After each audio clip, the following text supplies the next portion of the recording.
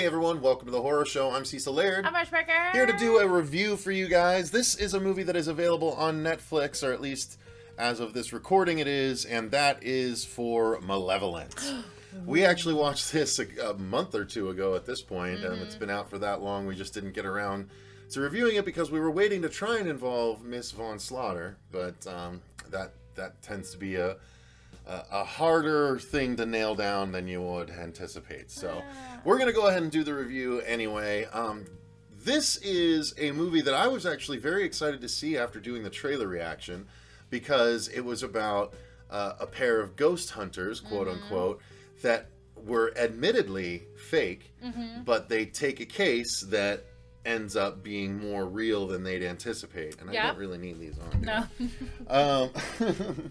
But I love films with that sort of premise. Grave Encounters and Grave Encounters 2. Obviously, they're a ghost hunting team that actually finds ghosts, and it does not do them well.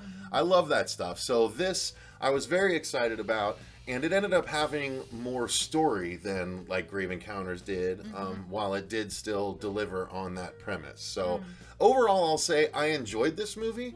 It was perhaps a little bit slower than I was hoping it would be, but I did enjoy it overall. So what were your thoughts, Marcia? You know, it's funny because I felt kind of the opposite. The opposite, okay. Because I felt like I really didn't like the movie, and also I thought it moved rather quickly, which was the plus I had because it didn't waste any of my time. But yeah, it wasn't exactly what I expected. It just was so fast. Like all of a sudden, it started out pretty decent, and I thought it had a really cool premise. And when you started getting introduced to the ghost side of things, I was like, "Oh, this is really cool. This is going to be really exciting." And then next thing you know, it's over, and it's like, you had two shots of the ghost, and you just discover the kill room, and then you discover it's this and not that, and I don't want to spoil it, but. And then it was over, and I was like, "Oh, really?" Well, that's fair. I guess from what I can remember, it felt a little slow. Finally, I thought it felt a little slow discovering what was actually going on. I did like it, but I mean, let's talk about the story. I think it took them a long time to get to the house, but once they got to the house, everything moved really quickly. That's so that fair. Made Well, it didn't. Like, it falsely moved quickly. Like, one of their crew hurts themselves, but it's not necessarily because of ghostly stuff. Well, kind of was. Kind of. It was. Well, he got a scare, but nonetheless, it wasn't anything concrete. But the story is, it's about a brother and sister ghost hunting team that admittedly just take people for their money. They go and they make up things, and they act like the girl acts like she feels stuff when she actually doesn't, and the guy plays it up, and that's how they make their living. The girl specifically is trying to get out of it and doesn't want to do it anymore, but the brother because she starts to see stuff. Yeah, she starts to get a little messed up mentally because she's thinking she's actually seeing things. And then her brother is a gambling idiot who gets himself into debt, and so they have to take pretty much one last job because otherwise he's going to get beaten to death by some bookie or something. Yeah. And so they take this case that they find out about, where this old lady is running this ex-orphanage house kind of thing, and there are ghosts all throughout the house, that she says, and so they're there to sort of play their roles, but it turns out that there are actually some ghostly happenings going on, and how does that progress with the brother and sister realizing it, and then how does that actually involve the people that called them out? That is the long and short of the story without spoiling it, and I did think that the story was intriguing and definitely engaging enough to warrant a watch through. What did you think of how the story played out? I mean, again, I thought it had a good premise, and I thought it was really kind of stronger in the beginning. I thought the mom stuff was kind of like, who gives a crap?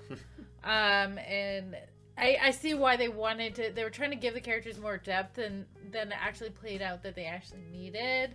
I think they could have just jumped right into, like, their brother-sister duo and their investigating. You know, like, I think they could have just done that instead of having all the backstory. I thought the backstory was clogging it up a little bit. But you know, because at the beginning it really got me, and when it just kind of sped through the ghost stuff, like the ghost wasn't even the main part of it. And you know, and then it turns out what the reveal was it was not even that much of a reveal, and it was just like, I don't know. It was okay. I think at the end of the day, I was just kind of like, it didn't play out the way I wanted it to. It wasn't quite the ghost movie I was looking for. It wasn't that scary. I mean, we definitely paid the right price for it. Free, yeah. I mean, on Netflix. I wouldn't, if I paid money, I would have been upset. Really? Okay. I would have even thought that this was worth a matinee price. Maybe not a full ticket price, but I think this would have been worth a matinee price. I thought they acquitted themselves nicely for what they tried to do. It was, you know, a lower key movie than the big budget ones, but they still were effective in the scares they tried to deliver. It wasn't very scary. It wasn't very scary, but the plot did play out, and it wasn't a cop-out ending, which I worry about all the time with these smaller independent horror movies. Yeah, no Scooby-Doo here. Yeah, so I did like that, and I did like... I didn't mind... The twist wasn't mind-blowing, sure, but it was satisfying, at least. At least the comeuppance. Yeah, I guess if you didn't have it, it would have been more disappointing. It would have been even more weak, yeah, for sure. I thought it was definitely a strong ending for the film they set up, but it just wasn't done in the most flashy or interesting of ways necessarily. Well, I think they should have, like, if they would have trimmed out like the actual family story of the investigators and really dug into the ghost story and really played into the ghost side of it and then did the reveal, I think it would have been more effective for me, because I was watching the movie to see the ghosts and to unravel the story and the mystery of what happened there versus just them just kind of here it is. The brother-sister relationship was territory that felt like territory we've been at before. Yeah. And well, I mean, the ghost stuff was too, but it was the more interesting of the two sort of plots. Yeah. So I do see what you're saying there, but you know, I thought they flowed into each other well enough.